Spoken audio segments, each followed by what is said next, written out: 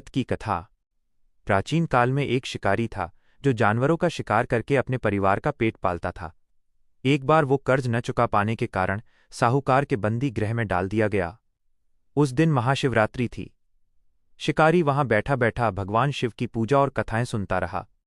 अगले दिन साहूकार ने उसे कर्ज चुकाने की मोहलत देकर छोड़ दिया।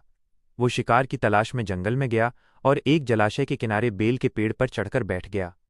उस पेड़ के नीचे एक शिवलिंग था जो बेलपत्रों से ढका हुआ था, जिसके बारे में शिकारी को पता नहीं था। प्रथम प्रहर, रात के पहले पहर में एक हिरनी आई।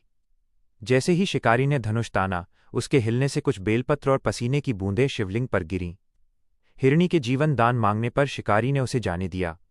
इस तरह अनजाने में पहले प्रहर की पूजा हो गई। द्वितीय प्रहर, फिर एक दूसरी हिरनी आई। शिकारी के धनुष तानने पर फिर से बेलपत्र शिवलिंग पर गिरे। शिकारी ने उसे भी छोड़ दिया। दूसरे प्रहर की पूजा संपन्न हुई। तृतीय प्रहर, तीसरे प्रहर में एक मृग हिरण आया। शिकारी ने फिर वही प्रक्रिया दोहराई और अनजाने में तीसरे प्रहर की पूजा भी कर ली। चतुर्थ प्रहर, अंत में जब पूरा हिरण परिवार एक साथ आया तो शिकारी को उन पर दया आ गई और उसने सबको जीवन दान दे दिया।